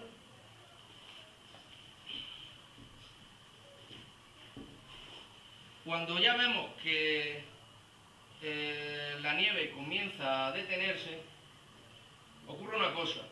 Mientras el flujo está en movimiento, podemos movernos dentro de ese flujo de nieve. Pero cuando el tema se para, eso ya dentro no hay quien se mueva. Entonces, justo antes de que se produzca la detención, ¿vale? La detención del flujo, hay que procurar hacer dos cosas. Por un lado, el último recurso para salir lo más arriba que podamos. Si podemos con los pies impulsarnos hacia arriba para salir un poco más arriba, lo vamos a hacer. Y ya justamente antes, lo que hay que hacer es un movimiento con la mano derecha o la izquierda, depende de si eres zurdo o diestro, llevártelo o bien aquí a la chaqueta o a la mochila y taparte así. ¿Qué queremos hacer con esto? Crear una pequeña cámara de aire que nos dé un poquito más de margen, ¿vale? Una vez que se ha detenido ya todo, lo que hay que procurar es mantener la calma, no ponerse nervioso. Si nos ponemos nerviosos vamos a consumir más aire y procurar movernos. Bueno, movernos no nos vamos a mover, pero procurar estar tranquilos. Cuando el flujo se detenga y os quedéis movilizados, tampoco quiero decir que os quedéis ahí. Probad un poquillo, lo mismo podéis salir, que tampoco es cuestión de que os hagáis porque estéis así de nieve. Claro, sí, Probad un poco. Pero si te ha pillado la avalancha, una vez que te entero no sabes si estás mirando para abajo. No vas a saber. Te escupes. Si te cae en la cara, Hay un truco montañero. Hay un truco montañero que no se suele decir en los documentales, y es que si puedes te mees y sientas para dónde va el tiro. Lo descubres más fácil. Lo veo. Y va calentito y todo, es más fácil Sí, pero no, de detectar. ¿Vale? Es posible que cuando estemos enterrados escuchamos a los rescatadores cerca. Pues bueno, pues vamos a gritar. Si podemos gritar, gritamos, tratando de que no nos vaya a entrar nieve. Si podemos gritar sin que nos entre nieve en la vía respiratoria, pues si nos pilla a nosotros la avalancha. Pero ¿y si nosotros somos los que se han quedado fuera? ¿Qué hacemos? Lo primero, cuando está ocurriendo la avalancha y estamos viendo que va a pillar a fulanito, lo que tenemos que hacer es, si el fulanito está corriendo para acá, imaginaros la avalancha sigue viniendo para acá, ¿vale? El fulanito está corriendo para allá. Nosotros nos fijamos dónde está. Y donde lo veamos desaparecer, hay un momento en el que ya lo estamos viendo que la nieve lo está arrastrando y hay un momento que desaparece. Esa zona, nos tenemos que quedar con esa zona. Esa zona es la que va a marcar nuestra zona de inicio de búsqueda. Y la zona del famoso Stauchball ese, que es la zona final, donde se ha parado ya todo el mogollón, esa es la zona final de búsqueda. El tirillo va a estar aquí, en algún lado de esto. No sabemos dónde.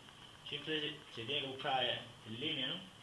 Bueno, ahora lo vamos a ver, ¿no? Ha desaparecido por aquí. Obviamente sabemos que tiene toda la fuerza va para allá. Lo más fácil es que esté por aquí, más que por aquí. Por eso a esta zona la vamos a llamar zona prioritaria, ¿vale? Y estas zonas son zonas secundarias.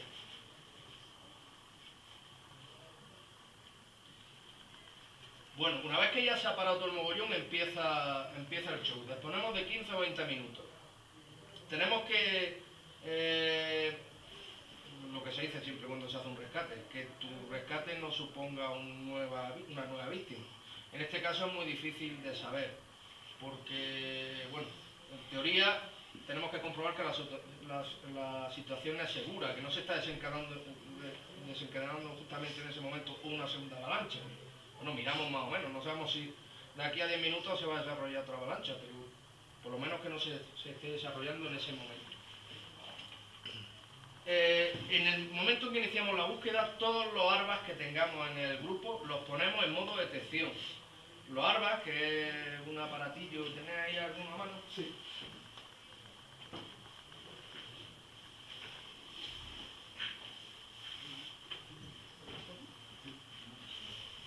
Cuando nos movemos en montaña, siempre se dice que para progresión el equipo básico son los crampones, el piolet y el casco. Que es un equipo que va unido. Si te pones los crampones necesitas el piolet porque te puedes reparar, y si necesitas piolet necesitas el casco porque te puedes dar con el piolet. Es una cosa que va junta. Pues si nosotros llevamos el arma, nosotros necesitamos otros dos elementos que van. Si llevamos esto tenemos que llevar los otros, por la misma regla. Otra cosa es la sonda y la tercera cosa es la pala. No tiene sentido llevar esto si no llevamos los elementos necesarios para recuperar a la víctima, ¿no? Un arma, que esto es un aparatillo básicamente de emisión y de recepción por radiofrecuencia, emiten prácticamente todos la misma frecuencia, es decir, son compatibles entre sí. Y tiene la particularidad de que se pueden poner en modo de búsqueda también. Normalmente cuando empezamos una marcha lo ponemos en modo de emisión y así se queda hasta que la acabamos. Si ocurre un accidente, todos los airbags del equipo que se ha quedado para buscar los tienen que poner de forma inmediata en búsqueda. ¿Por qué? Porque si estuviera alguno de ellos emitiendo también, podría llevarnos a error. Si tú imagínate que yo pongo el mío en búsqueda porque voy a buscar al fulanito, y ahora resulta que a 40 metros hay otro montañero por allí que no, se le ha olvidado poner el suyo en modo búsqueda, pues a lo mejor lo estoy detectando a él y me voy al sitio que no debo. Todo, en el momento que se produce la avalancha, todos los airbags se ponen en modo de búsqueda. Pero si por ejemplo ahora nosotros vamos a hacer una búsqueda y el que está enterrado, él no lo puede poner en modo búsqueda, ¿no? No, es que va en Es lo que hay que emisión. meter en emisión. Desde el principio, desde que tú estás empezando la marcha en la montaña, desde que te apeas del coche, te colocas tus cositas y tu casco, el airbag se pone en modo básico, que es el modo de emisión. Sí. Y solo si se va a iniciar una búsqueda, cuando tú dependes del airbag, pues tienes sus posiciones y sus cosas, lo pones en modo de búsqueda. Algunos, el que yo tengo por ejemplo, tienen un modo de, si yo en 3 minutos, no sé si son 2 o 3 minutos, no he cambiado mi posición, si yo lo tengo en modo de búsqueda porque estoy buscando a alguien, pasa de forma automática a modo de emisión. ¿Esto por qué es? Porque entiende que si yo me he quedado parado en el mismo sitio, es que me ha pillado a mí otra avalancha. ¿Vale?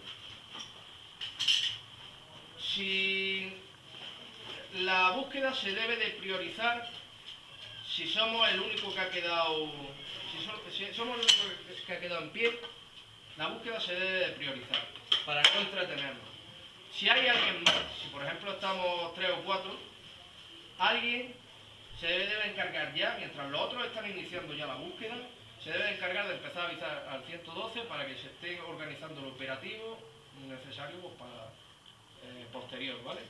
Pero en principio, si imagínate que yo voy con mi colega y a mi colega lo ha pillado la avalancha, yo no pierdo tiempo en llamar al 112. Yo inicio la búsqueda ya. Si estamos varios, pues lógicamente alguien avisa al 112. Pero si eso se tiene que evaluar, ¿vale?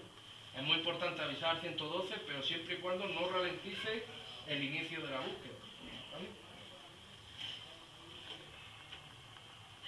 Lo suyo es hacer un briefing cuando nos metemos en zona, como pasa ahora, que es una zona de riesgo, de avalancha potencial. Entonces, nosotros, previo a meternos ya en montaña, lo que tenemos que hacer es organizarnos y saber realmente qué es lo que vamos a hacer y los equipos y los elementos de seguridad que vamos a llevar. Y todo eso nos ponemos de acuerdo, porque ya nos vamos a meter en un sitio... Normalmente, por protocolo, cuando se inician las marchas, todos los airbags se tienen que revisar, se tienen que ver que todos emiten y todos reciben, ¿vale? Eso se hace al inicio. Os hablaba de este punto, ¿vale? Este punto, que es el punto de inicio, nosotros lo vamos a marcar con algo, con lo que podamos, con una mochila, con lo que sea, que no se nos olvide que aquí ha sido donde el tío ha empezado a descender. Porque muchas veces tú te metes, está todo blanco y ya se te va la olla. Tú lo que al principio estaba muy claro, luego ya no sabes dónde era. Pues tú, aquí ha sido donde el tío lo he perdido de vista. Y tú llegas allí y allí pones una mochilita. ¿Vale? Hay discusión, hombre, en teoría la búsqueda se podría iniciar para arriba o para abajo, ¿vale? Parece ser, no hay un criterio claro, parece ser que da lo mismo, porque lo mismo de probable es que el tío se quede por arriba que se quede por abajo. Lo más lógico y lo más normal es que se empiece desde arriba, pero eso ya tiene que ser a criterio de la gente, o un montañero imaginar un grupillo que viene por aquí. Y hay otro por aquí, que lo ha pillado aquí, ya ha visto toda la movida. Si está aquí no va a subir arriba, pues empezará por aquí. Hay que buscar un poquito la lógica, lo que sea más rápido. Pero de lado nunca, ¿no? De lado así. Sí, ahora lo vamos a ver cómo se hacen los patrones de... Para eso lo básico es el árbol. Pues muy difícil lo digo. Ahora lo explicaremos, pero desde luego en 15 minutos no va... Vamos, que deis la suerte de que tú descargues y encuentres a la persona, es muy difícil. Esto, la ventaja que tienen estos aparatitos es que es que salen hasta unas flechillas que te van diciendo la dirección a la que tienes que ir. ¿Vale? Antiguamente no tenían esas flechas de dirección porque tenían menos antenas o por lo que sea, y había que hacer un patrón de búsqueda mucho más complicado. Había que hacer como una cruz, Una triangulación, ¿no? una triangulación, porque era muy complicado. Pero es que ahora es que te está diciendo, te está apuntando el rumbo que tienes que seguir para acercarte a la señal. Con lo cual se ahorra muchísimo. A cada tiempo. paso que das ya te está señalando la flecha. Te vas cada vez más pitando más fuerte conforme te vas acercando a la fuente y te indica el rumbo. O sea, que se hace que si tú tienes esto es muy fácil que te encuentres. Si no, ahora después explicaremos cómo se hace para buscar sin esto, pero que básicamente lo que se hace es buscar cadáveres. No, es muy difícil que se encuentre gente viva, ¿vale? Por eso es tan fundamental que la gente se conciencie. Además, una cosa buena es que lo vais a ver, cuando hagamos la práctica vais a ver lo rápido que se encuentra el monte. Y es que es fundamental que la gente se conciencie y que invierta un poquito en su seguridad. El equipo completo de arpa, pala y sonda viene a salir por 250 euros. El arpa viene a salir por unos 200 euros, la sonda unos 10 euros y la pala unos 40 euros. Pues si te estás metiendo, si tú ves que estás haciendo ese tipo de actividades y que te estás metiendo en líos, pues mira por tu vida.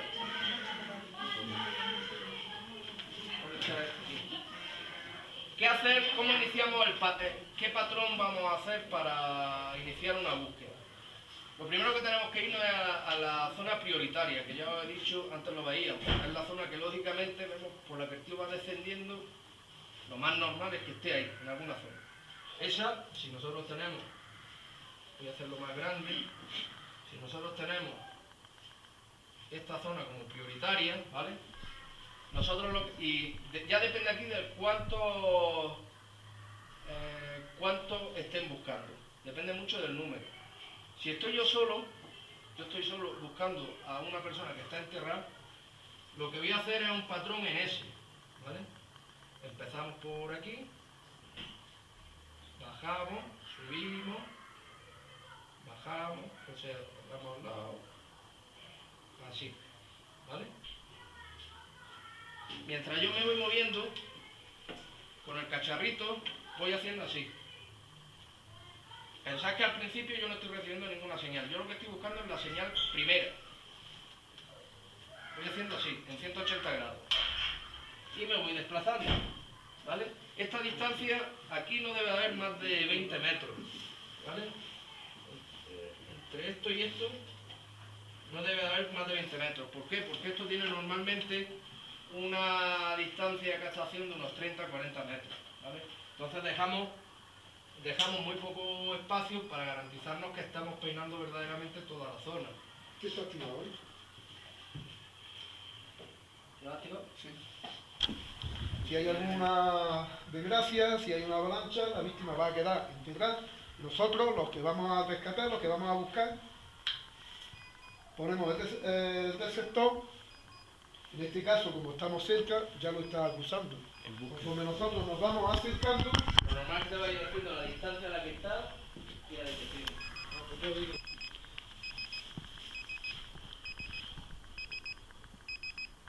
A 3,6 metros. bien, te está Y señalando la dirección también le la indica. distancia y además la flechita nos está indicando vaya. dónde está. No os lo he dicho antes, el arpa normalmente se lleva en una cinta, en unas mochilitas pequeñas, que son esas que veis ahí, y se lleva siempre atado, ¿vale? Nunca en la ropa exterior, siempre lo vamos a llevar entre la primera ropa y la chaqueta que llevemos. Se quedaría por aquí y yo encima mi chaqueta, ¿vale? Si lo llevo exteriormente es posible que con la avalancha se vaya todo el carajo. Lo que estamos haciendo aquí es protegerlo, ¿vale? Así, así, así, así, así. Y el compañero se va a ir así, así, así, así, así. ¿Vale? Esta va a ser la forma en la que vamos a peinar, si somos dos, la zona primaria.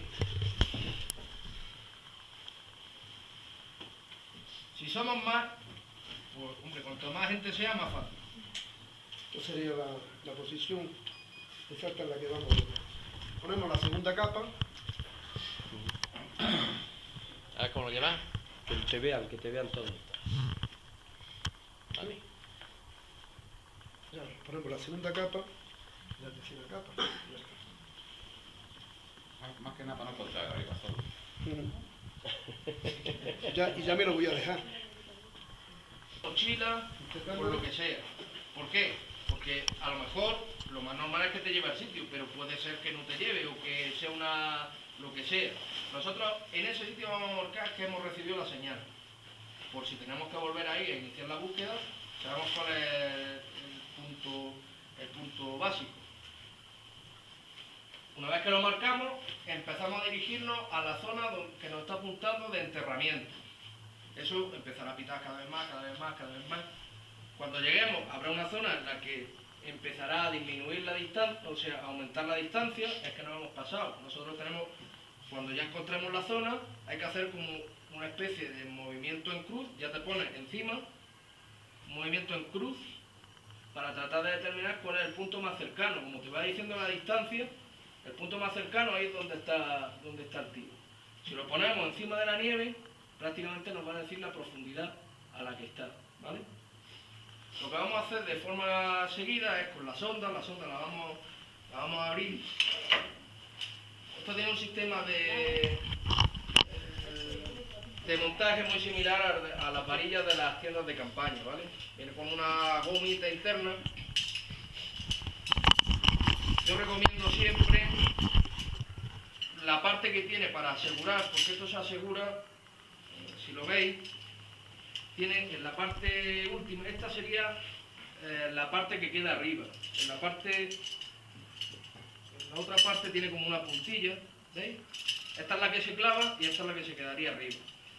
En la parte que se queda arriba tiene esa muesca, no sé si lo veis, ¿vale? Por aquí es por donde pasamos, una vez que esté tenso todo el tema, pasamos la cuerda para que la varilla se quede recta. Si no la pasamos por aquí, la varilla se afloja. Y os recomiendo esto hacia abajo. Empezáis a montar con esto hacia abajo, para que toda la goma vaya hacia abajo y se pueda tensionar bien. Si no, os puede quedar...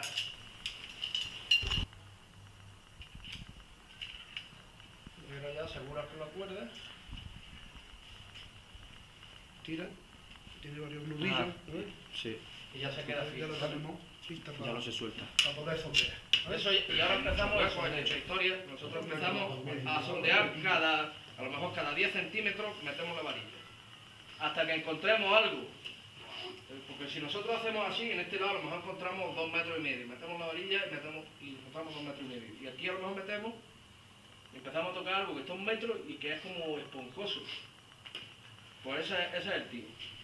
¿Vale? Con la mochila. Lo que suele tener Con la mochila. Cuando nosotros sondeamos y encontramos esa cosa que presumiblemente es el tiro, la sonda está medida, ¿vale? Tiene unas mediciones, una escala. Pues vamos a ver a qué profundidad está. ¿Por qué? Porque nosotros ahora nos vamos a ir a hacer el agujero para sacar al personaje, nos vamos a hacer a 1,5 veces de la profundidad que nos ha detectado la sonda. Es decir, si el tío está a 1 metro, nos vamos a ir 1 metro abajo, 1,5 metros colina abajo. ¿Por qué? Nosotros no podemos empezar a escarbar arriba. Si nosotros empezamos a remover la nieve que tiene el tío arriba, si ha tenido algún huequecillo de aire, se lo vamos a quitar. Nosotros lo que queremos es acceder a las vías respiratorias lo antes posible sin estropearle lo que pueda. Lo prioritario, antes incluso que sacarlo, es acceder a su vía aérea. Si tenemos la suerte de que estamos accediendo, también os digo que hay que tener un poco de cuidado. Si estamos nosotros con la pala, una mijita de cuidado cuando vemos que nos estamos acercando al punto, una mijita de cuidado cuando estamos... Sí, no le podemos meter... ¿Vale? Si tenemos la suerte de que accedemos a su cabeza y podemos liberar su guía, le quitamos la nieve, incluso podemos hacerle alguna insuflación, pues lo hacemos. Incluso antes de sacarlo, lo importante es meterle aire a esa persona. Una vez que por lo menos le hemos hecho lo básico, le hemos metido una bocanada de aire, lo básico, podemos tratar de liberarlo. Una vez que lo liberemos, lo sacamos fuera. Si las condiciones Si el tío está en parada y las condiciones son aceptables para hacer una RCP, porque el manto es lo suficientemente duro para hacer una RCP, pues se la haremos. Si estamos en nieve papa, que al tío le hacemos la RCP y lo estamos hundiendo, pues nos limitamos como se hace en el buceo, los rescates de buceo en agua. Le metemos aire por la boca y Dios dirá. Lo importante es sacarlo de esa situación. Y ya a partir de ahí, pues tratamiento con un rescate normal. Prioritario las constantes vitales, si no, pues ya la secundaria, vigilar mucho el tema de la hipotermia y ya está. ¿Vale? ¿Qué ocurre? ¿Qué ocurre si todo esto no ha dado resultado? No hemos encontrado al tío. Pues empezaremos, esto que hemos hecho en la zona prioritaria, lo mismo empezaremos a hacerlo en la zona secundaria. Búsqueda con armas en la zona secundaria. También zonas que veamos nosotros que hay algún resalte del terreno, que la persona se haya podido quedar atrapada, no sé, otra historia. Lo vamos a ver también. Y es el mismo protocolo, lo mismo. Lo que pasa es que es una zona más amplia y ya seguramente no vamos a llegar en esos 20 primeros minutos, pero hay que hacerlo. Si tampoco lo encontramos, mala suerte, resulta que la persona no llevaba armas. ¿Qué es lo más normal? ¿Qué es lo más normal? Pues entonces todo lo que hemos hablado no va a servir. No vamos a llevar en los 20 primeros minutos, no vamos a llegar. Ya hay que proceder a hacer un sondeo. Lo más normal es que en ese tiempo ya haya llegado el equipo de rescate de apoyo. Haya llegado o vosotros de Protección Civil, o la gente del SEREN, o el que sea, ha llegado. Y ya se puede hacer un sondeo estratégico. El sondeo es muy pesado, muy lento, pero suele ser efectivo. Si estamos mucha gente, lo que hacemos, imaginaos, nos ponemos así, Todos juntos. así, Con los bandos. codo con codo, Con ¿vale? la sonda. Por la sonda. Ahí tiene que haber uno que es, digamos, el director de orquesta, es el que organiza. Y esa persona es la que va a dar la orden de clavar la sonda. Pues, la orden que se acuerde, clavar o lo que sea. Se clava la sonda. Él va a observar cómo van quedando las sondas, ¿vale? Y nos va a decir, paso adelante, la sonda la vamos a clavar entre nuestros pies. ¿Vale? La clavamos entre nuestros pies. Paso adelante, damos un paso adelante, clava, y él va viendo cómo va a funcionar.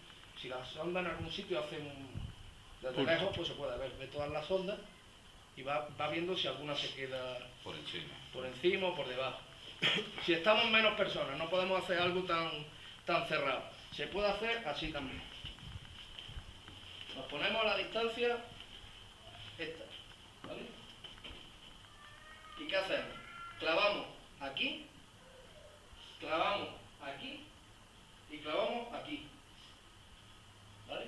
Así más o menos cubrimos también el mismo territorio con menos personas. Cuando nos dieran la orden de avanzar, avanzamos otro paso y luego volvemos a hacer lo mismo. Y así se va cubriendo todo el terreno, ¿vale? Si hay suficiente personal y suficiente tiempo, pues se pueden hacer sondeos mucho más cerrados y al final pues se suele encontrar lo que hay que encontrar, pero claro, tarde y mal. Bueno, los cadáveres se suelen encontrar. Y si cae un viaje de nieve como el que hemos visto antes de 9 metros con sondas Eso de 3, ahí no se podría hacer. Claro, si la profundidad supera al instrumento, no podemos. Lo que De- también de hay hecho, que hay tener en sitios que cuenta- todavía se están encontrando cadáveres de avalancha antiguas. Lo que también hay que tener en cuenta es que